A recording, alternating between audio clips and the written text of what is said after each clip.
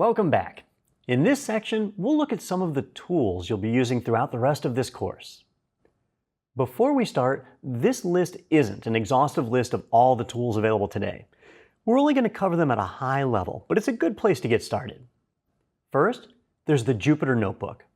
The Jupyter Notebook is an open source web application you can use to create and share documents that contain live code, equations, visualizations, and narrative text.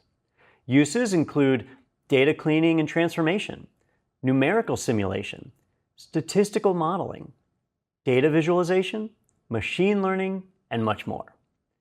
Jupyter Lab is a web-based interactive development environment for Jupyter notebooks, code, and data.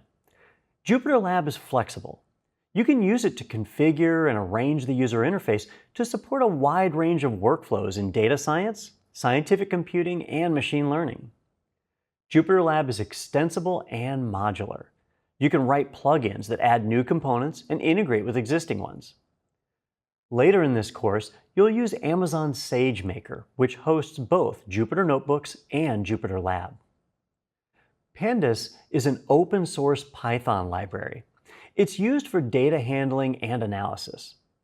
Pandas represents data in a table similar to a spreadsheet. This table is known as a Pandas data frame. Matplotlib is a Python library for creating scientific, static, animated, and interactive visualizations in Python. You'll use it to generate plots of your data later in this course. Seaborn is another data visualization library for Python that's built on Matplotlib. It provides a high-level interface for drawing attractive and informative statistical graphs. NumPy is one of the fundamental scientific computing packages in Python. It contains functions for n-dimensional array objects. It also has useful math functions such as linear algebra, Fourier transform, and random number capabilities.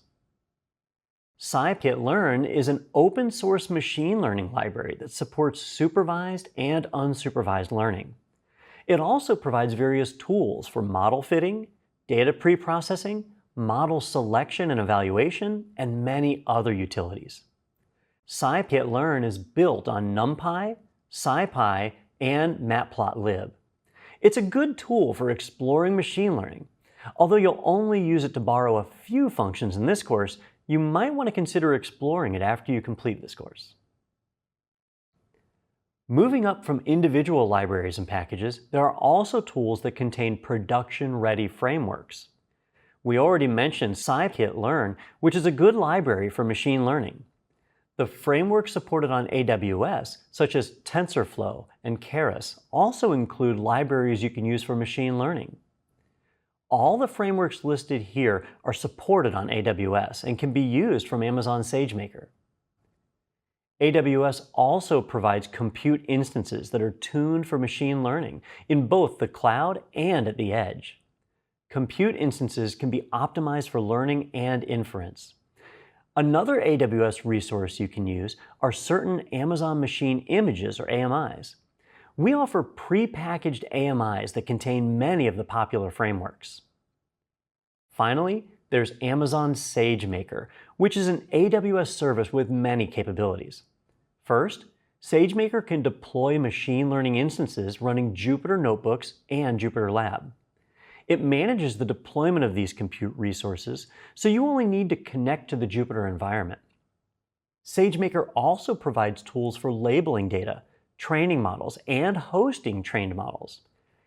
AWS Marketplace also provides a selection of ready-to-use model packages and algorithms from third-party machine learning developers. AWS also provides a set of managed machine learning services, and you can integrate them into your applications even if you don't have substantial machine learning experience. For computer vision, Amazon Rekognition provides object and facial recognition for both image and video.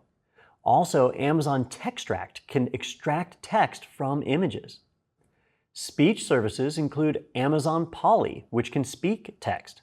Another speech service is Amazon Transcribe, which converts spoken audio to text. For language, Amazon Comprehend uses NLP to find insights and relationships in text.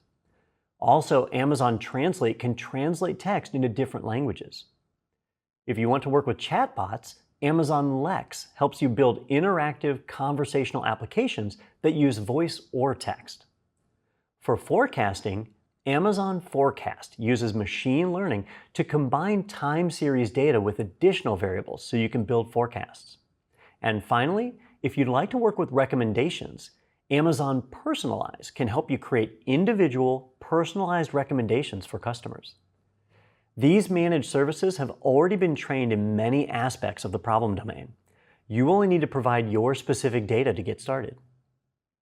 We're going to look at many of these managed services in the second half of this course, after you learn how to do things on your own. The key takeaways for this section include these points. First, Python is the most popular language for performing machine learning tasks. Jupyter Notebooks provide you with a web-based hosted development environment for machine learning. You'll use Jupyter Notebooks frequently in machine learning. There are a large number of open source tools, such as Pandas, that you'll use often as a machine learning practitioner.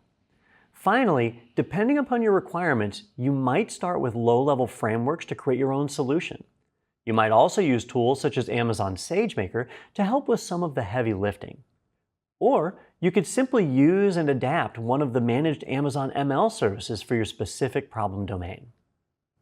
That's it for this video. We'll see you in the next one.